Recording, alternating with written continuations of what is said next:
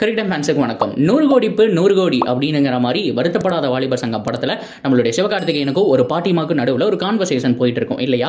So அந்த ஒரு சீனை அப்படியே ஐபிஎல்ல வச்ச மாதிரி இருக்கு. ஒரு பிளேயரை 100 கோடிக்கு கொடுத்துருக்காங்க, 100 கோடிக்கு வாங்கியிருக்காங்க. ஸோ 100 கோடி செல்லுபடி ஆயிருக்கு அப்படிங்கிற மாதிரி 2 நாளாக நியூஸ் போயிட்டு இருக்கு. நான் தான் லேட்டுன்னு நினைக்கிறேன். கமெண்ட்ல அவ்வளோ பேர் சொன்னாங்க, எனக்கு அப்பவும் புரியல. இப்போ இதை இந்தியன் எக்ஸ்பிரஸ் அஃபீஷியலாக கன்ஃபார்ம் பண்ணியிருக்காங்க. ஆக்சுவலாக யாருக்கு 100 கோடி, இது உண்மைதானா? மேக்ஸ்வெல் உண்மையாலுமே ஆர்சிபியில் எவ்வளோ நாள் விளையாடுவார் அப்படிங்கிற எல்லாத்தையும் டீடைலாக இந்த வீடியோவில் பார்த்து தெரிஞ்சுக்கலாம். அதுக்கு முன்னாடி ஃபர்ஸ்ட் டைம் சேனலுக்கு வரீங்கன்னா மறக்காம சப்ஸ்கிரைப் பண்ணி சப்போர்ட் பண்ணுங்க. அப்போ தான் அப்டேட் எல்லாமே எங்களை வந்து சேரும். சரி வாங்க வீடியோக்குள்ள போகலாம். First of all Mumbai Indians சைட்லேருந்து நம்ம போயிடலாம். இந்த மும்பை இந்தியன்ஸை பொறுத்த வரைக்கும் இந்த வருஷம் ஆரம்பிச்சதுலேருந்து மிகப்பெரிய சர்ச்சையாகவே போயிட்டு இருக்குன்னு சொன்னோம். வருஷம் அப்படின்னா இந்த அக்ஷனுக்கு முன்னாடி இருந்து நான் எடுத்துக்கிறேன். ஸோ அதாவது அக்ஷனுக்கு முன்னாடி என்ன நடந்ததுன்னா, இவங்க ஆல்ரெடி குஜராத் டைட்டன்ஸ் கிட்ட ஒரு டீல் அப்படிங்கிறது பேசி வச்சுட்டாங்க. ஹர்திக் பாண்டியா எங்களுக்கு வேணும் அப்படிங்கிற மாதிரி பேசி வச்சுட்டாங்க. ஸோ எவ்வளோ கோடினாலும் பரவாயில்ல. ஸோ அது மட்டும் இல்லாமல் மெயின் ஹர்திக் பாண்டியாவுக்கும் மும்பை இந்தியன்ஸுக்கு நடுவில் ஒரு டீல் போயிருக்கு. உனக்கு ஒரு ப்ரைஸை கொடுக்குறோம், ஒரு 17.5 கோடி பக்கம் கொடுக்குறோம். ஸோ அந்த ப்ரைஸுக்கு நீ எங்கள் டீம் வரணும்னு சொன்னப்போ அவரை பொறுத்த வரைக்கும் கேட்டுக்கிட்ட ஒரு விஷயம் என்ன அப்படின்னா, பிரைஸ் மேட்டர் கிடையாது, என்னை பொறுத்த வரைக்கும் கேப்டன்சியை கொடுக்கணும் அப்படிங்கிற மாதிரி சொல்லியிருந்தாங்க.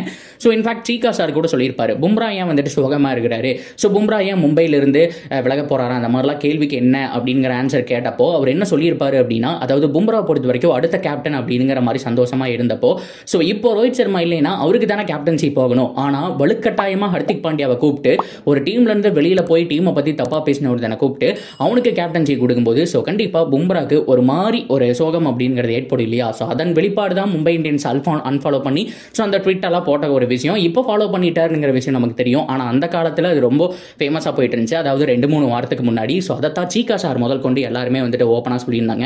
ஸோ அதனுடைய வெளிப்பாடு தான் பும்ரா வந்துட்டு சோகமாக இருக்கிறாரு, மும்பை இந்தியன்ஸ் மேனேஜ்மெண்ட் கூடயும் கொஞ்சம் அன்கம்ஃபர்டபுளாக இருக்கிறாரு அப்படிங்கிற மாதிரி விஷயமெல்லாம் சொல்லியிருந்தாங்க.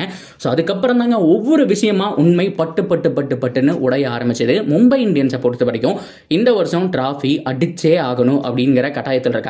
ஆக்சுவலாக அவங்க ஒரு ஸ்ட்ராட்டஜி ஃபாலோ பண்ணுறாங்களாமா. இது அஃபீஷியலாக உள்ளே இருக்கிற, அதாவது மும்பை இந்தியன்ஸுடைய இந்த மேனேஜ்மெண்ட்குள்ளே இருப்பாங்க இல்லையா? ஸோ பிளேயர்ஸ் எல்லாம் வந்துட்டு அனலைஸ் பண்ணுவாங்க, யார் யார் இப்படி இந்த மென்டார் மாதிரி சில விஷயங்கள்லாம் சொல்லுவாங்க இல்லையா? ஸோ இந்த பிளேயர்ஸோட ஃபுல் ஸ்டாட்டிக்ஸுமே அவங்க தான் வச்சிருப்பாங்க. அவங்க சொல்லக்கூடிய விஷயம் என்னவா இருக்குது அப்படின்னா, சிஎஸ்கே 3 டிராஃபி அடிக்கிறாங்கன்னா நாங்கள் ஒரு 2 டிராஃபி முன்னாடி போயிடணும், எப்போவெல்லாம் எங்களை ஈக்குவல் பண்ணுறாங்களோ அப்போவெல்லாம் 2 டிராஃபி முன்னாடி போயிடணும், இதுதான் எங்களுடைய பிளான் அப்படிங்கிற மாதிரி சொல்லியிருக்காங்க. ஸோ எக்ஸாக்டாக 2018 3 டிராஃபி ஈக்குவல் பண்ணாங்களா, ஆனால் அடுத்த 2 வருஷமும் மும்பை அடிச்சு 5 டிராஃபி அப்படிங்கிற மாதிரி லீடிங் போயிட்டாங்களா. இப்போ அந்த 5 டிராஃபியை சிஎஸ்கே ஈக்குவல் பண்ணிட்டாங்க. அவங்கள பொறுத்த வரைக்கும் 7 டிராஃபி அப்படின்னு முன்னாடி போகணும். அதுக்காக என்ன வேணாலும் பண்ணுவோம், ரோஹித் சர்மாவை கேப்டன்சிலேருந்து தூக்குவோம், ஹர்திக் பாண்டியாவை கூப்பிட்டு வருவோம், என்ன வேணாலும் பண்ணுவோம் அப்படிங்கிற மாதிரி தான் அவங்க வந்துட்டு சுற்றிட்டு இருக்கிறாங்க. ஸோ அதன் வெளிப்பாடு தான் ஹர்திக் பாண்டியாவை எப்படியாவது கூப்பிட்டு வரணுங்கிற விஷயம். பிகாஸ் ரோஹித் சர்மாவை பொறுத்த வரைக்கும் இப்போ ரீசெண்ட் டைமில் என்ன சொல்லியிருக்காரு அப்படின்னா, நான் இப்போதைக்கு ஓரளவுக்கு ஃபிட்டாக இருக்கிறேன், ஆட போகிறேன், ஆனால் T20 வேர்ல்ட் கப் ஆடுவேனா, நான் கேப்டனாக இருப்பேனாங்கிற விஷயம் நான் சொல்ல மாட்டேன், அது கொஞ்ச நாள் போகட்டும், இந்த டெஸ்ட் சீரீஸ்லாம் முடியட்டும், அடுத்த வருஷத்தில் அனௌன்ஸ் பண்ணுறேன் அப்படிங்கிற மாதிரி சொல்லியிருக்காரு. நான் தான் கேப்டன் பட்டுன்னு உடச்சிட்டு போயிடலாம் இக்கு வச்சு பேசுறதுனால. ஸோ கண்டிப்பாக மும்பை இந்தியன்ஸ் ஃபேன்ஸ் எல்லாருமே ஓகே, ரோஹித் சர்மாவுக்கு வந்துட்டு எண்ட் ஆஃப் அன் ஏரா அப்படிங்கிற மாதிரி நினச்சிட்டு இருக்காங்க. ஸோ அது எங்கே போய் முடியுதுன்னு பார்க்கலாம். இதெல்லாம் தான் முன்கூட்டியே ப்ரெடிக்ட் பண்ணி ஹர்திக் பாண்டியாவை நெக்ஸ்ட் 10 இயருக்கு மும்பையை காப்பாற்றணும்னு சொல்லி உள்ள கூப்பிட்டு வந்திருக்காங்க. ஸோ இதனுடைய இன்னொரு மிக முக்கியமான ஒரு விஷயம் என்ன அப்படின்னு கேட்டிங்கன்னா, ஸோ அவங்க 100 கோடி குஜராத் டைட்டன்ஸுக்கு கொடுத்ததான் ஒரு விஷயம் போயிட்டு இருக்கு. ப்ரோ சாதாரணமாக என்ன ப்ரோ சொல்கிறீங்க, 100 கோடியெல்லாம் கொடுக்க முடியுமா? ஒரு டீமோட பட்ஜெட்டே 100 கோடி தான் ஆக்ஷனில் வாங்குறாங்க, மெகா ஆக்ஷனில். ஸோ அப்படி இருக்கும்போது எப்படி ஒரு பிளேயருக்கு மட்டும் கொடுத்துருப்பாங்கன்னு கேட்டிங்கன்னா, இது அஃபீஷியலாக ஏதோ உப்புச்சப்பு இல்லாத சேனலோ உப்புச்சப்பு இல்லாத வெப்சைட்டோ மேகசினோ அவங்கெல்லாம் போடல. ஸோ இந்தியன் எக்ஸ்பிரஸ் கன்ஃபார்ம் பண்ணியிருக்காங்க. ஸோ அவங்க அஃபீஷியலாக போட்ட விஷயம். அவங்க மட்டும் கிடையாது, ஏகப்பட்ட அஃபீஷியல் சைட்ஸ் மேகசின்ஸ் அப்படின்னு சொல்லிட்டு போட்டுக்கிட்டே இருக்காங்க. நீங்கள் 100 crore ட்ரேடுன்னு மட்டும் போட்டு பாருங்க. ஸோ ஏகப்பட்ட விஷயங்கள் இதை பற்றி ஏகப்பட்ட பேர் எழுதியிருக்கிறாங்க மறைமுகமாக. ஆனால் இது மறைக்கப்பட்டிருக்கு அப்படிங்கிற மாதிரி சில விஷயமும் நடந்திருக்கு. ஸோ இதுதான் ஐபிஎல்ல மிகப்பெரிய பிரச்சனையாக போயிட்டு இருக்கக்கூடிய ஒரு விஷயமா இருக்கு. ஸோ எங்கே போய் முடிய போகுது அப்படின்னு தெரியல.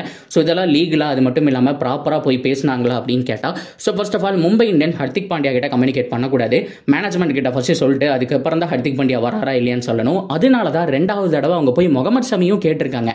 ஸோ அந்த சமயத்தில் தான் குஜராத் டைட்டன்ஸோட சிஓஓ என்ன சொல்லியிருக்காரு அப்படின்னா, ஸோ சட்டவிரோதமாக வந்து ஃப்ரான்ச்சைஸ் வந்துட்டு எங்களை அப்ரோச் பண்ணுறாங்க. ஸோ ப்ளூ கலர் ஜெர்சி இருக்கிற ஃப்ரான்ச்சைஸ் அவங்க ஆல்ரெடி ஒரு ட்ரேடும் பண்ணிட்டாங்க, இருந்தாலும் எங்களை விட மாட்டேறாங்க. ஸோ தயவு செஞ்சு நீங்கள் தான் வந்துட்டு முடிவு சொல்லணும் அப்படின்னு அப்படிங்கிற மாதிரி பிசிசிஐ கிட்ட வந்துட்டு கோரிக்கை வச்சிருந்தாங்க. யார் அந்த ப்ளூ ஜெர்சி அப்படிங்கிறது எல்லாருக்குமே தெரியும். மும்பை இந்தியன்ஸ் தான் போட்டு டார்ச்சர் பண்ணியிருக்கிறாங்க ஜிடியை. ஸோ சமயம் கேட்டப்போ தான் மிகப்பெரிய கடுப்புக்கு உள்ளாகி அவங்க இந்த மாதிரியான விஷயங்களை பண்ணாங்க அப்படிங்கிற விஷயம் இப்போ தெரிய போகுது.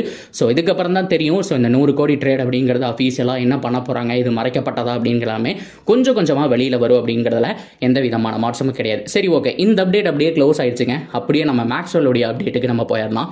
ஸோ கிளென் மேக்ஸ்வெல் கேஜிஎஃப் அப்படின்னு அழைக்கப்படுற நம்ம ஆர்சிபியோட மிகப்பெரிய படை அப்படின்னு சொல்லணும். Kohli, Glenn Maxwell and Faf du Plessis. மேக்ஸ்வெலை பொறுத்த வரைக்கும் ஆர்சிபியோட ஒரு அங்கம். அவர் இல்லைனாலும் வில் ஜாக்ஸை உள்ள கொண்டு வந்தாலும் அந்த அளவுக்கு டீம் சிறப்பாக இருக்காரு. ஸோ அந்த மனுஷன் எந்த டீமில் இருக்காரோ அந்த டீமுக்கு தனியான ஒரு பவர்னு சொல்லணும். ஸோ பஞ்சாப்ல அவர் ஆடும்போது அவர் அந்த சீசன் ஃபுல்லாமே ஒரு 6 கூட அடிக்கலைங்க. ஸோ கடைசி ஒரு மேட்ச்சில் வந்துட்டு ஒரு 6 அடிச்சா வின்னு தூக்கி அடிப்பார். பவுண்டரி லைனில் ஒரு பட்டு அது 4-ஆ போயிடும். ஒரு ரன் வித்தியாசத்தில் ஆப்போசிட் டீம் ஜெயிப்பாங்க. ஸோ அப்பவும் பார்த்தோம் அப்படின்னா மேக்ஸ்வெல் ஒரு 6 கூட அடிக்காம முடிஞ்சிருப்பாரு. மேக்ஸ்வெல்லுடைய கரியர் முடிஞ்சுன்னு நினைக்கும் போது ஆர்சிபி நல்ல பட்ஜெட்டுக்கு பிக் பண்ணுவாங்க. எதுக்கியா மேக்ஸ்வெலுக்கு இவ்வளவு பட்ஜெட்னு சொல்லும்போது பிரிச்சு வீசிட்டு இருக்காரு அன்னையிலிருந்து இன்னைக்கு வரைக்கும் ஆர்சிபியில். ஸோ அதே ஃபார்மை கண்டினியூ பண்ணுவார். இதுக்கு நடுவில் ஒத்த காலில் ஆடினாரு தெரியுமா? அப்படியே ஃபிளாஷ்பேக் ஒரு மாசத்துக்கு முன்னாடி பார்த்தோம் அப்படின்னா ஒத்த காலில் நின்று அந்த செஞ்சுரி அடிச்சு மேட்ச் அப்படிங்கிறது வந்துட்டு வின் பண்ணி தருவார். ஸோ மறக்கவே முடியாத ஒரு மொமெண்ட்ஸ் அப்படின்னு சொல்லணும். என்ன ஒரு பேட்டிங்க, அப்படியே கிட்டத்தட்ட ஒரு ஒப்புக்கு சப்பா விளையாடுற மாதிரி EA ஸ்போர்ட்ஸ் விளையாடுற மாதிரி வந்துட்டு அடிச்சுக்கிட்டு இருப்பாரு. ஸோ இதே மேக்ஸ்வெல் கிட்ட ஒரு கேள்வி கேட்குறாங்க. ஸோ இப்போ நீங்கள் ரிட்டையர் ஆகிட்டீங்கன்னா உங்களுடைய பணி என்னவா இருக்கும்? ஸோ எல்லா டீமை விட்டு ரிட்டையர் ஆகிட்டீங்க, என்ன பண்ணுவீங்கன்னு கேட்டால் எல்லா டீமை விட்டு ரிட்டையர்ட் ஆவேன், ஆனால் ஆர்சிபி மட்டும் ரிட்டையர்ட் ஆகவே மாட்டேன். ஒரு கால் போனாலும் நின்று ஆடுவேன், எவ்வளோ வயசானாலும் பரவாயில்ல அப்படிங்கிற மாதிரி சொல்லியிருக்காரு. ஸோ இதை வச்சு பார்க்கும்போது கிளியராக தெரியுது ஒரு 10 வருஷத்துக்கு மேக்ஸ்வெல் டீமில் இருப்பாருங்க. 40-45 வயசு ஆனால் கூட மனுஷன் டீமில் தான் இருப்பார் போல. ஸோ அந்த அளவுக்கு பார்த்தோம் அப்படின்னா கான்ஃபிடண்டாக இருக்காரு. அண்ட் அந்த டீம் மேலேயும் ஒரு லவ் இருக்குது அப்படிங்கிறதுலையும் எந்த விதமான மாற்றம் கிடையாது. மறக்க வேணாம், ஆர்சிபியோட மிகப்பெரிய ஸ்ட்ரென்த் அவர் தான். ஸோ அவர் இருந்தே ஆக வேண்டிய ஒரு சுச்சுவேஷனில் இருக்காரு. ஸோ 10 வருஷத்தில் ஒரு டிராஃபியாவது அடிச்சு கொடுத்துட்டு போயிருங்க மேக்ஸ்வெல், நீங்கள் வேற இங்கே தமிழ்நாட்டு மாப்பிள அப்படின்னு சொல்லிட்டு. ஸோ தமிழ்நாட்டில் இருக்கக்கூடிய ஆர்சிபி ஃபேன்ஸ் எல்லாருமே அவருக்கு சப்போர்ட் பண்ணிட்டு வந்துட்டு இருக்காங்க. ஸோ நீங்கள் இந்த ஒரு 2 விஷயத்தை எப்படி பார்க்குறீங்க?